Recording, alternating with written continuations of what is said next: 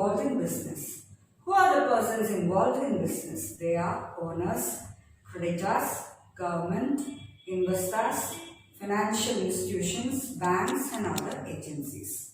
Let us now look at the definition of the term accounting. According to the American Institute of Certified Public Accountants, AICPA, this institute defines accounting as the art of recording, classifying and summarizing in a significant manner. Significant manner means meaningful manner, and in terms of money, transactions and events which are in part at least of a financial character and interpreting the results thereof. So accounting is the art. So it is an art. It is an art of recording, classifying and summarizing transactions in a significant manner, that is in a meaningful manner. And what type of transactions are to be recorded, classified and summarized? Those transactions which are at least part of financial character or recorded, classified and summarized. And finally, the results of the business are interpreted to those persons who are interested in the business. This definition reveals the following functions of accounting. 4 functions of accounting or stages of accounting. First one is recording, second one is classifying, third one is summarizing, and fourth one is interpreting the results. The first function or first stage of accounting is recording. So what to record? All those transactions, business transactions which can be measured in terms of money, which are at least in part of a financial character, that is financial transactions are recorded. The next is where to record these transactions. These transactions are recorded in a book called journal or subsidiary books. The second function or second stage of accounting is classifying. The transactions recorded in the journal or subsidiary books are classified by preparing ledger accounts. So all the transactions of similar nature are posted in a particular ledger account. For example, transactions related to purchases are posted in purchases account. Third function or stage in accounting is summarizing. So all those transactions entered in the ledger accounts are summarized by preparing trial balance. Trial balance is a list of balances taken out from the ledger accounts in the ledger. So this trial balance will be the basis for preparing final accounts, that is trading account, profit and loss account and balance sheet. And the last stage in accounting or the last function in accounting is interpreting the results. It is after preparing trading account, profit and loss account and balance sheet, they are analyzed. The financial statements are analyzed and the results from the financial statement, which may be either profit or loss, are interpreted, that is, are explained to the persons interested in the business or connected with the business. And trading account is prepared to find out the gross profit. Profit and loss account is prepared to find out the net profit. And balance sheet is prepared to find out the financial position of a firm or a concern as on a particular date. So these are the 4 functions or stages of accounting. Next one we are going to see is accounting principles. Accounting principles are rules and procedures followed by accountants universally by preparing financial statements. And accounting principles are categorized into 2. One is accounting concepts and the second one is accounting conventions. Let us now look at the most important accounting concepts. Accounting concepts. So accounting is based on certain assumptions and conditions. And these assumptions and conditions are known as accounting concepts. And we are going to see some of the most important accounting concepts. The first concept is business entity concept.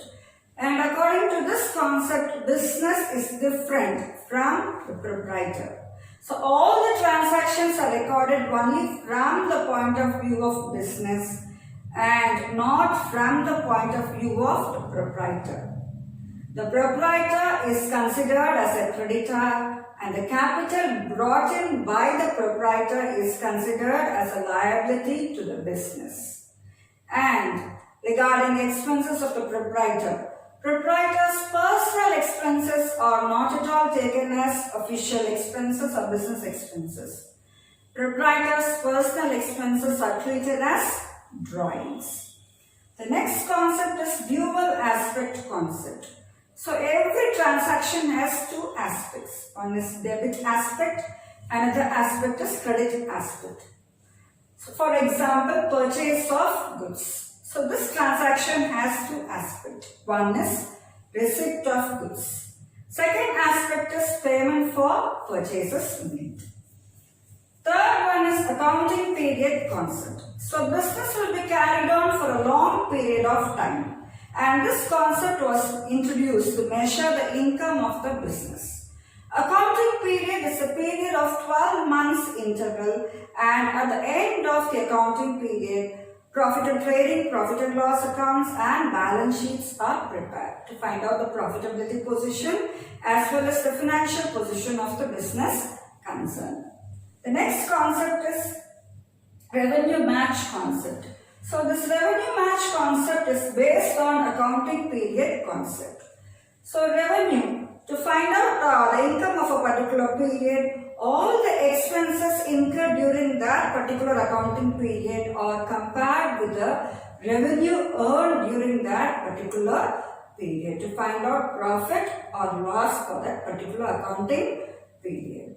And any expenses incurred to earn a particular revenue must be deducted only from that particular revenue according to this concept. The next concept is going concern concept. So as I told you earlier, business will be carried on for a long period of time. It will not be liquidated within a short period of time. So all the transactions, all the assets must be valued only at cost price. And depreciation must be calculated only on the original cost of the assets.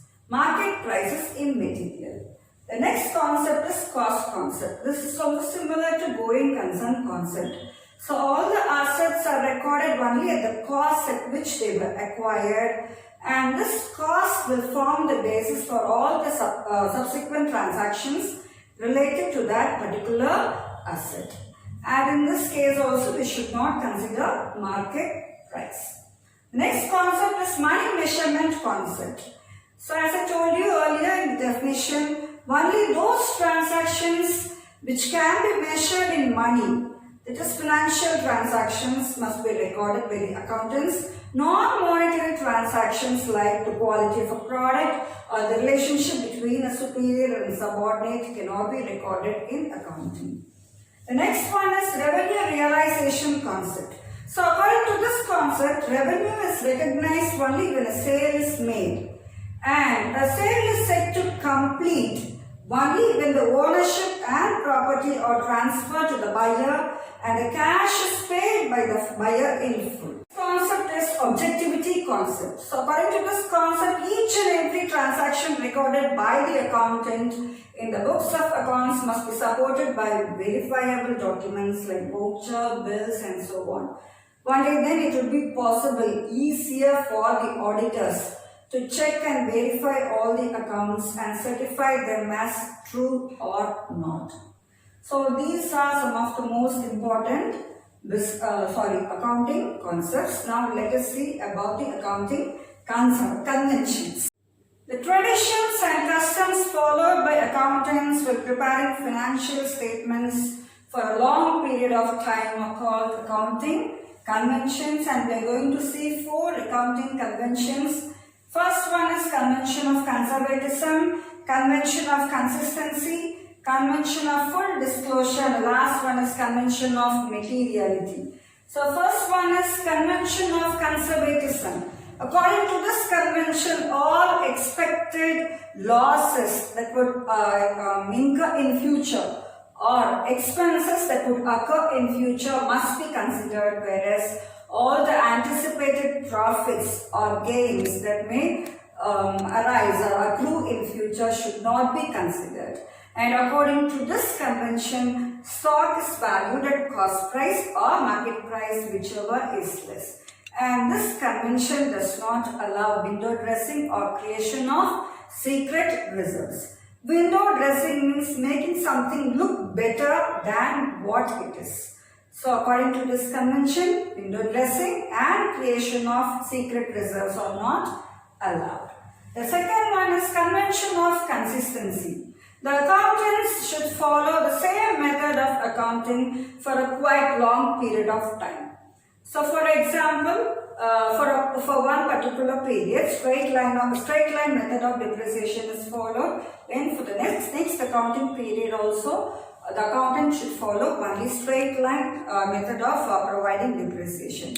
So accounting methods and procedures followed by the accountants should remain unchanged. They should not be changed frequently. But improvised methods of accounting, that is application of tally software like that, can be used by the accountants. The next one is convention of full disclosure. So accounts should be honestly prepared. Accountants must be honest, and you should prepare the accounts honestly. You should disclose all the material information, that is all the information relevant to the transactions. Even the method of valuing the asset, method of valuing the stock, method of providing depreciation, and even contingency liability must be given as a footnote below the balance sheet. The next one is convention of materiality. Materiality means important. So the accountant should disclose only what is material to the transactions or accounts. That is what is important or relevant to the accounts. He should ignore all the insignificant details or irrelevant matters not related to accounts. If so, the entire accounting process would become a mere waste. So these are few accounting conventions followed by the accountants.